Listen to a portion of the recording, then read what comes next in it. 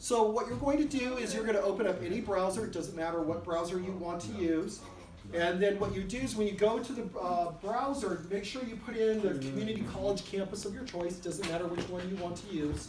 And then what you're going to do is you're going to go into the upper right-hand corner of the page. And you're going to click on My Portal right here. You're going to click on that.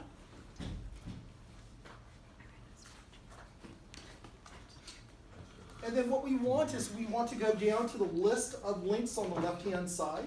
And so we want Web Advisor. And again, you can access this from Reedley's and Fresno City College's page.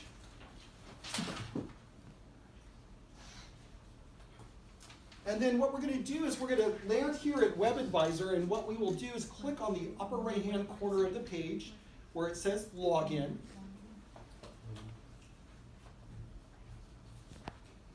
And then this is the place where you need to sign in. So how you sign in will be that 7-digit community college ID number. And then your password will be the first letter of your first name, capitalized, followed by the first letter of your last name, lowercase, and then your 6-digit birthday. So my name is David Navarro, and how I would sign in for my password would be capital D, lowercase n, and then my 6-digit birthday. 03/01/2000. That's if my birthday was that date. So I'm going to sign in a little bit differently because I have an employee login, but I'll be able to, again, demonstrate how to get in.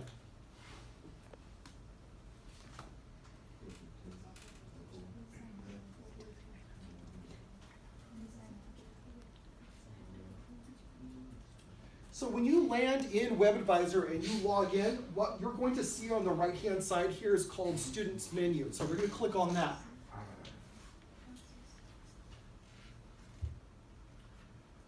What we're going to do is we're going to actually go down to further down the page here, and we have a whole bunch of links. And this is your portal. This is where you can add classes, drop classes. You can get a copy of your schedule. You can check on your financial aid status. You can also update your address here as well and get a copy of your grades. What we're looking for is this right here under New Student Links. What we're going to do is click on Search and Register for Classes. That's what we're going to click on.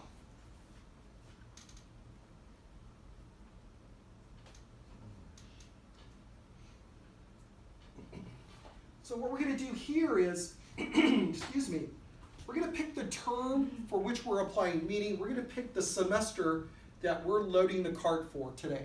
So what we're going to do is we're going to click on this box right here, and we have a selection of terms. The term that we want is going to be this one right here, Fall 2018. That's what we're doing today, loading our classes for Fall 2018.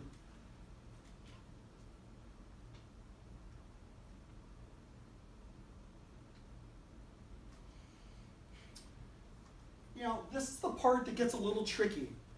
I know that there are some students who do want to go to Fresno City College, there are students who want to go to Reedley, and students who want to go to Clovis. And initially, when you applied, you decided on a campus. Well, as the year goes on, sometimes students want to change the location to where they want to go for the fall. So, for example, if you chose Clovis at the beginning, but now you want to go to Fresno City College, students always ask me, hey, Mr. Navarro, do I need to change my application or do I need to reapply? And the answer is no. What you can do on the day of registration, and what we're going to do today, is actually pick the location to which we want to take classes. Now, class names are a little bit different between the campuses, but again, for just about everything everyone has, they're usually the same name for the class. So, being from Clovis Community College, I'm going to use Clovis Community College in searching for my classes today.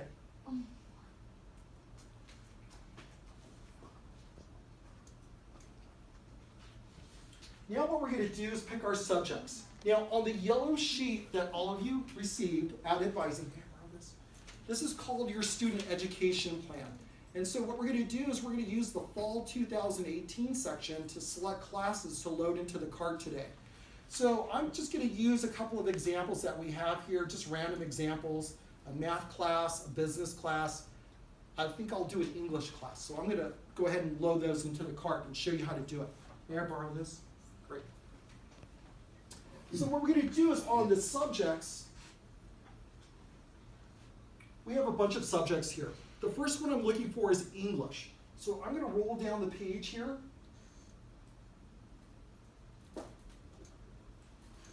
Select English. And now your classes here have a number to the right of them. It could be Math 11, English 125, English 1A. You could have Political Science or Poli-Sci 2. So this course number is where we're actually going to put in that number that's to the right of your class. So for example here, English, I'm going to put in 125. A lot of students scored in English 125.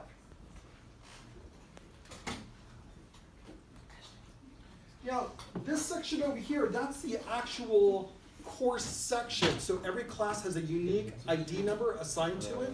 We're not going to use that today because you don't know it. We're just going to use the number that the course number that is assigned to the class that we're looking for.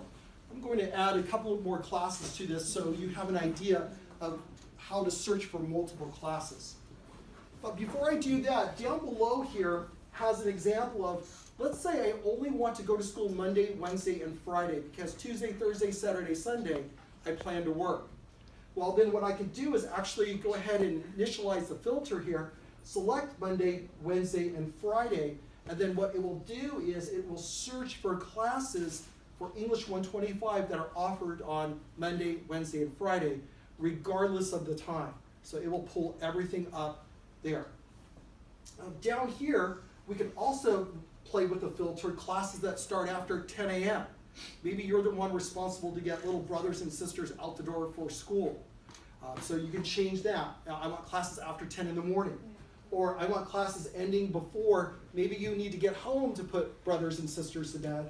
So you would click classes ending before 8 p.m. So you can, again, filter this even more here.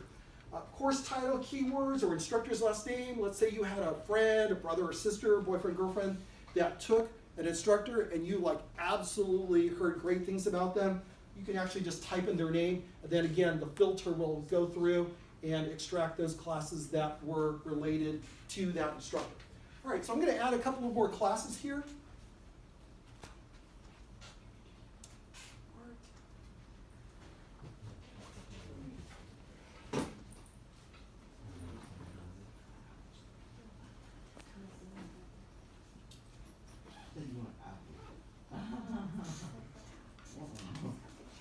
So now what I'm going to do is I'm going to tell the system to go ahead and search for these classes. All right, so here we go. So what it did was it pulled up all of the English 125 classes. Down here we can see the math classes that I asked for it to search for. And then here we should have, let's see, there's the math. All right, we'll just play with the math and the English for right now. All right, I want to just show you a couple things here. As you're looking for classes, you want to check all of these columns, but I'll tell you the most important columns here in just a minute. We're going to look for the semester. This class is currently open at this time. Section name and title, I'll talk about that in just a moment. There's a lot of important information there. The location, please check it. I've had students show up on the first week of the semester. Hey, I'm here for my class. It's in FRM 101. FRM is the Farm Management Building at Reedley College. So they signed up for the wrong location. Please be aware of that. Meeting information, here we go. This class right here meets Tuesdays and Thursdays from 8 to 10 o'clock. All right, those are the only times you have to go to class for this particular class right here. There's the instructor, and this is the most important column in this entire process. This column here breaks it up into 3 subsections. The first subsection is seats are currently available for this class. Right now, this class is wide open, 30 seats available. The next number that's right here indicates the class capacity, how many physical seats we have in that class. This is the number of students who are on the wait list, this third number to the right. As we get closer to August, this number will shrink, this number will stay the same, and this number will increase because as students sign up, the amount of available seats go down. This will eventually turn to 0 And this will have eventually here for wait list, number of students who are currently waiting to get into the class because the class is full. And then the actual units for the class. So as you're going around looking for classes, be aware of this column. It's the most important column.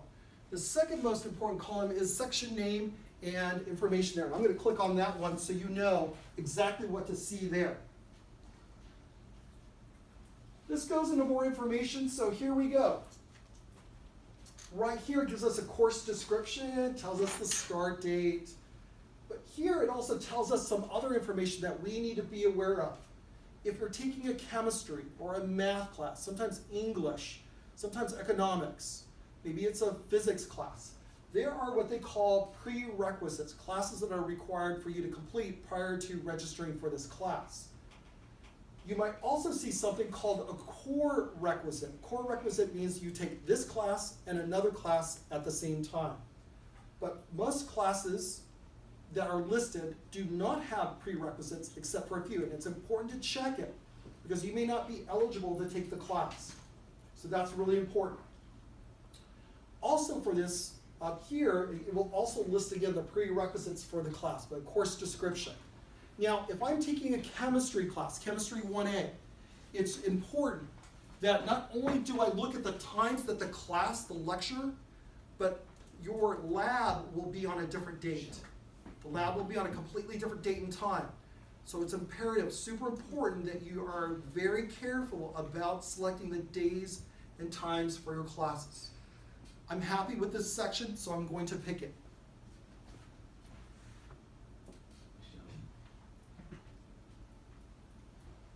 So what I'm going to do is I'm going to select it. Now I'm going to find another class that I like. I'm going to pick a math class that's on a Tuesday, Thursday, later in the afternoon. That's 81314. So this again is the unique ID number for that class. That will tell you the day, time, location, instructor, all of it.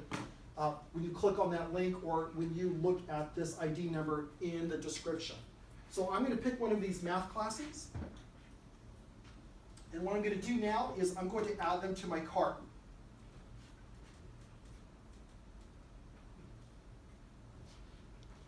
System's going to now load it. And we're going to come down here. And this is what we want to see. These are all my fall 2018 classes that I've added to my cart. I've got this art appreciation, my English 125, and my math. They all seem to work. On the day of your registration, so on April 19th, you will all be emailed your registration date through that community college email account. It will tell you the day, April 25th, 26th, or 27th, and it will tell you the time that you are allowed to register. Let's say I'm on day 2, April 26th. So what I'm going to do is I'm going to log into WebAdvisor. My cart is already loaded. All I have to do is select register, register, and register as long as there are seats available in this left column. Then all I have to do is hit submit. The system pushes me into those classes. My fall schedule is set. But let's say on April 26th, this class is full, but there's no one on the wait list, or there's 2 on the wait list. So what I'm going to do, rather than register for the class, because the class is full, I'm going to add myself to the wait list. And students always say, oh my gosh, well, I'm number 5 or number 6 on the wait list. I may not get into the class. Well, at the end of April, we're still 3.5 months away from the semester beginning. Students will get dropped because they either didn't pay for their fees, they don't meet the prerequisites, they could get dropped because, or they dropped themselves. They got a job, they got married, they had a baby, they got locked up, they moved away. I mean, in all the years I've been doing this, those are some of the reasons why students don't start on the first day of the semester. So again, they're going to drop themselves. That's why it's important that you pay attention to this and you pay attention to your email. Because if I just added myself to the wait list, what we're going to do is we're going to send you permission over the summer. you know, maybe July. Boom, you moved into the class. Hey, we're gonna say, hey, Michaela, you're in the class. You've got up until July 30th to get registered for the class. Otherwise, we're gonna drop you out of it and add another student in your place. That's why it's super important to, one, check your email, and two, just stay on top of your web advisor and watch the numbers change on the right-hand column. Is that pretty clear? See. Did that help? Mm-hmm. Can you do this on your own now? Yeah. Any questions? No. All right, any questions? All right, very good, thank you.